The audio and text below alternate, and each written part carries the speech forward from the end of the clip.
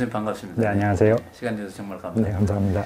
교수님 이제 전자공학과에서 네, 주로 어떤 분야를 연구하세요? 저는 반도체 시스템 전공을 하고요. 반도체 시스템. 예, 요즘은 인공지능 쪽을 많이 보고 요즘 있습니다. 인공지능. 네, 교수님 알파고 이외에 교수님 컬럼도 쓰시고 강연도 많이 네. 다니시는 것 같아요. 네, 우선 그 알파고 얘기부터 해볼까요? 네, 2016년 3월에 이제 그 이세돌 구단하고 대국을 했잖아요. 네, 그 이후에 또 상당히 달라졌을 것 같아요. 네. 그래서 연초에 또 알파고가 온라인 바둑 사이트에 재등장해가지고요.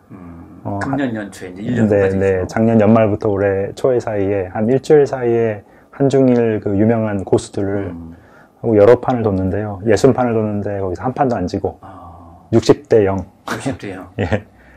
이제 갈수록 실력이 괴물처럼 이렇게 지식을 흡수하는 것 같아요. 그러니까 이번에 등장한 알파고는 좀 이세돌 구단하고 지난 이제 3월 대결에서는 알파고가 좀 실수를 할까 그런 것들이 이제 등장을 했는데요.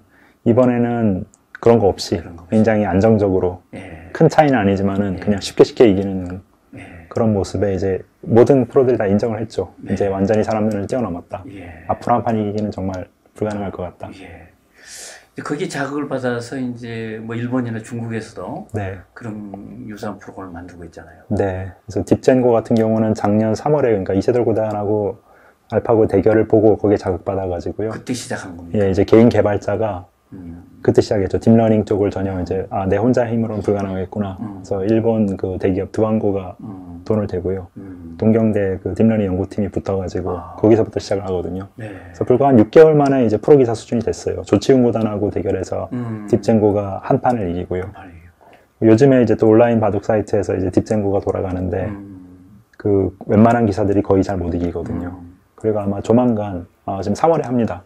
한국 1인자 이제 박정환 구단을 불러가지고요. 딥젠고와 그렇게 대결을 하게 돼 있습니다. 근데 거의 이기기가 어려울 것 같아요. 이미. 딥젠고는 뭐 한 살밖에 안 된 나이네요, 그죠? 네. 한 살도 안 된. 그리고 이제 놀라운 점은 그 알파고는 그러니까 작년 3월 시점에서는 슈퍼컴퓨터 세계에서 한 500위 정도 하는 그 정도 규모의 슈퍼컴퓨터에 돌아갔는데요. 이 딥젠고는 놀라운 게 GPU가 4개, CPU 2개, 한 2천만 원 정도면 살 수 있는 그런 컴퓨터에서 돌아가는데도 뭐 사람을 잘 이겨요. 네. 그때 알파고 얘기할 때는 이제 이세돌은 머리 하나 가지고 싸우는데 네. 그 알파고는 머리가 엄청 많다고. 네. 지금은 뭐 대등한 수준에 싸울 수 있게 됐다고 봐야 되겠네. 그러니까 뭐 그렇기 때문에 불공정 경쟁이라는 얘기도 있었는데요. 네. 근데 사실은 그 알파고가 흉내낸 시냅스 숫자가 뉴런 숫자가 한 10만 개 수준이거든요. 그러니까 사람은 한 1000억 개 갖고 있으니까 그럼 그거는 공정한 거냐? 그렇게 또 반론을 제기할 수 있거든요. 예. 자, 이게 인공지능인데 말이죠. 네. 인공지능이 굉장히 이제 넓게 퍼져 있어요. 네. 뭐 바둑은 하나 시위한 네, 거고. 네. 예, 어떤 것들이 있나요? 뭐 쉽게는 뭐 내비게이션, 내비게이션. 예, 스마트폰에서 이제 음성 인식되고 하는 것들. 요즘에 또 뭐 파파고 같은 자동 번역 시스템. 자동 번역 시스템. 네, 굉장히 많습니다. 네, 왓슨의 이제 그 왓슨도 있고요. 진료 예. 시스템. 예. 그건 아주 큰 거고. 네. 그래서 내비게이션이 바로 우리 옆에 와 있네요. 그죠? 네. 그러면 지금 그 이제 개인 비서 기능도 스마트폰이 이제 음성을 듣고 하기도 하고. 네. 또 작곡도 하기도 하고 막 이렇게 네. 되잖아요. 네. 그럼 인간이 할 일이 정말 없어져 버린 것 같아요, 그죠? 그렇죠. 그러니까 단순 반복적이고 어떤 이제 그 사무직조차도 굉장히 위협을 받는 거죠. 보통 사람들이 이런 걸 보면 이제 놀라움을 느끼면 그 다음에는 아주 불안해져요, 이게. 네. 우리 일자리를 다 뺏은 것 같다고. 네. 그래서 그 연구하는 입장에서 무슨 죄의식 같은 걸 뭐 안 느끼세요? 그런 걱정도 많이 합니다. 네, 네. 예.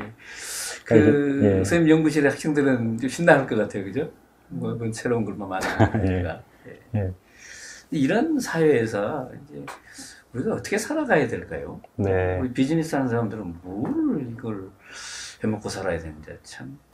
그 기술 자체의 어떤 장단점을 파악해가지고요. 네. 내가 지금 하는 일에 어떻게 써먹을까.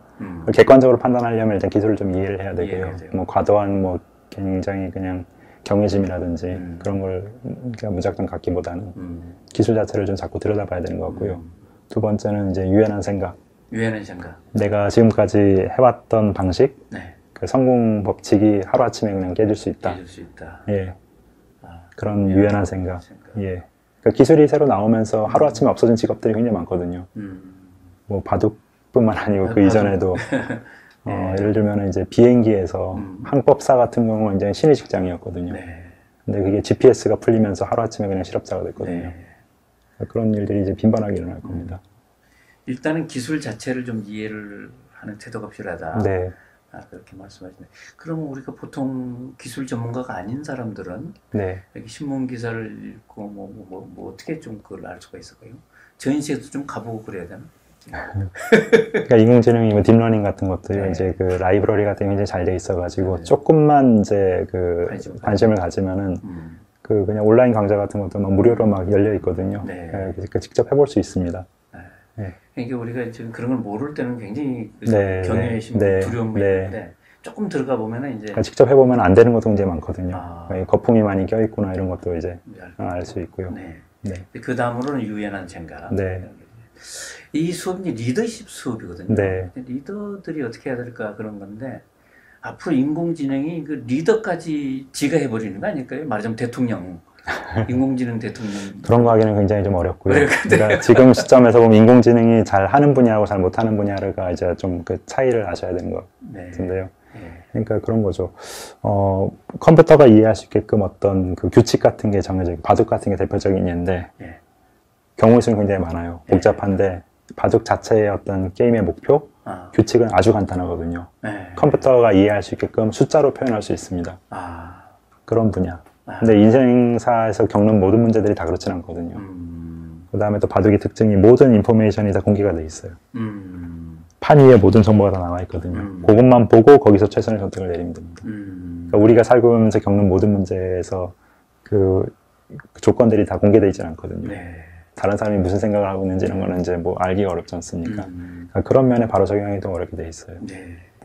근데 인공지능이 우리를 대체할 수 있는 거는 바둑이 상당히 상징적이에요. 바둑 같은 거죠. 그러니까 주로 복잡하기는 하지만 규칙은 단순하고. 규칙은 또 데이터가 많긴 하지만 데이터가 존재하잖아요. 네.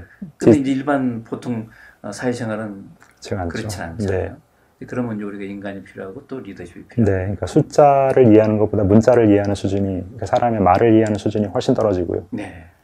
그 다음에 물리적으로 돌아다니는 거는 또 정말 안 됩니다. 그러니까 사람이 걸어 다니는 거는 거의 무의식적으로 할 수가 있는데 두 발로 걷는 로봇은 수준이 굉장히 떨어지거든요. 그러니까 물리적으로 돌아다니면서 사람의 말을 이해하고 그 다음에 감정을 이해해서 갈등을 조정하고 대화를 하고 이런 거는 따라오려면 시간이 굉장히 많이 필요한 거죠. 그러니까 이제 그런 면에서 그 사람이 강점을 갖고 있는. 아까 우리가 이제 기술을 이해하고 좀 유연하라 그랬는데 리더들한테도 똑같은 얘기를 할 수 있을까요? 리더한테 좀 덧붙일 말씀은 없으세요? 네, 그러니까 그 기술이 워낙 급변하기 때문에 아까 말씀드린 것처럼 내가 살아온 시대에는 이게 맞았다. 그런 것들이 그냥 금방 바뀔 수 있다. 그거를 인정을 하고요. 좀 이게 겸손해져야 되는 것 같고. 겸손해지고. 저도 잘 모르겠어요. 저도 이제 소위 뭐 전문가로 이제 포장돼 있어 가지고 어떻게 해야 됩니까? 또 뭐 아이들은 어떻게 가르쳐야 되나 이런 질문 많이 받는데요. 저도 잘 모르겠어요. 근데 내가 믿어온 그런 것들이 상호법칙들이 이제 다 깨질 수 있다고 생각을 하고요. 우리 아이들한테, 우리 학생들한테, 자, 내가 그래도 너희를 사랑하기 때문에 이런 게 맞을지 않을까 이렇게 권유를 해보지만은 그게 맞을지 않을지는 저도 확신이 없는 거예요. 그래도 이게 맞지 않을까? 네 생각은 어떠니? 이제 그런 식으로 조심스럽게 접근하는 게 좋은 것 같습니다. 교수님 아주 전국을 찔러주신 것 같아요. 이제 정답이 있다고 알려주는 그런 리더가 아니고 권유하는 거예요. 이거 어떻게 했냐? 또는 겸손하게 우리 한번 다시 시작해보자. 용기를 잃지 마라. 이런 격려. 오늘 정말 좋은 인사이트를 얻었습니다. 앞으로 살 길이 보이는 것 같네요.